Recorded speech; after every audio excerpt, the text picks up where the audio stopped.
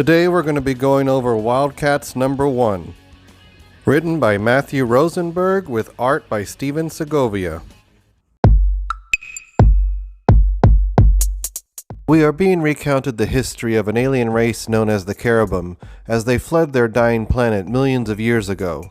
When they finally found an inhabitable planet, there was one problem.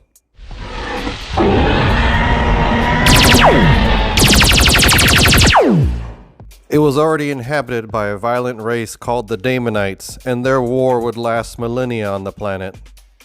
Facing extinction, a small group of Caribum fled and found a small isolated planet that they were able to hide on. Well, at least for a little while anyway.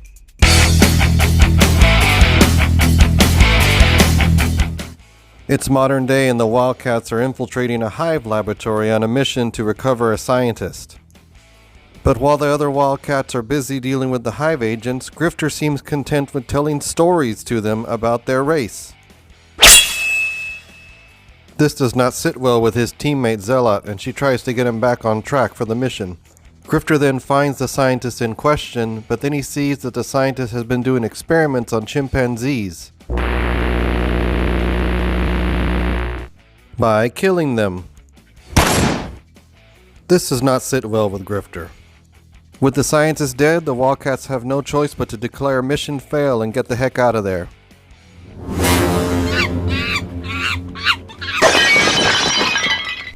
Just in time to leave behind a confused Nightwing and Batgirl in their wake.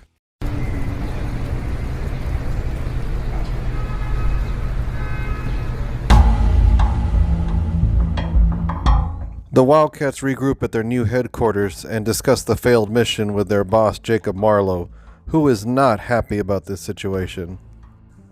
Marlowe wants to bring another member onto the team, but Deathblow and Zealot object to this new person. So they go and consult the mysterious entity known as the Void, who does want this new member Fairchild to be part of the group, even though she is a child.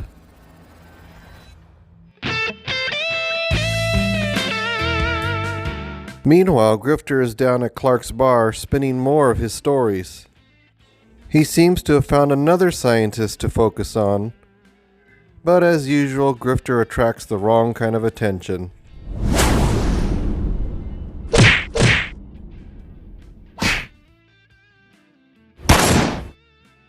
After a cozy night in jail, Grifter is greeted by an angry Jacob Marlowe, who had to bail him out. But Grifter shows Marlowe that he got access to another scientist, and he feels this one will be a piece of cake.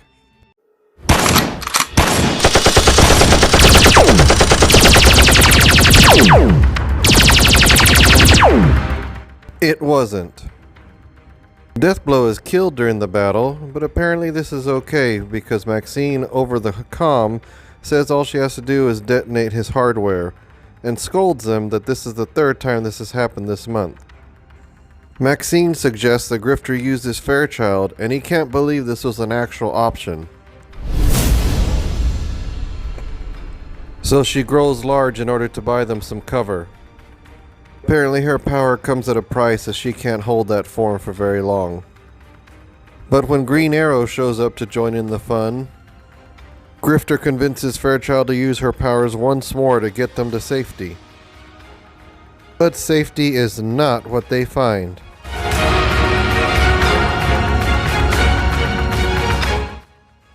And there you have WildC.A.T.s number 1. I can't believe it's been 30 years since the original WildC.A.T.s number 1, but I'm glad DC is celebrating the 30th anniversary with this release. I think my overall impression is it was just okay. There's definitely some, good and bad, just as I've seen everybody else's concerns about this first issue. I did appreciate the return to the classic backstory with the Caribum versus the Damonites.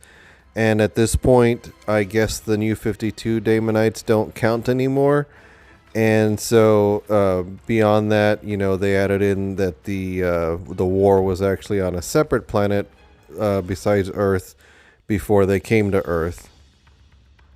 Assuming so that doesn't interfere with too much of DC's established history, whatever that currently may be now. As much as I love the original design for Void, and I even like the design for Void in the Wildstorm series, I am curious to see what he does with this one. It looks like it's still similar in that, you know, she's stuck in a suit, and apparently she's some quote unquote cosmic god, as they mention in here. Ladytron and Marlowe and Zealot and even Grifter, you know, all still seem the same to me. You know, Deathblow, I kind of curious to see what is going on with him. It almost seems like he has more of an aspect of the classic Spartan series, to where there's a new one every time the previous one is killed in battle.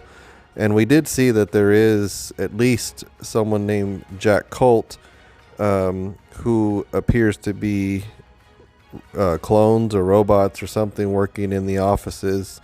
And of course, the last one is Fairchild, which, you know, at this point, again, not knowing what counts anymore after the New 52, you know, I'm curious to see, is this the same Fairchild? Did something happen to her?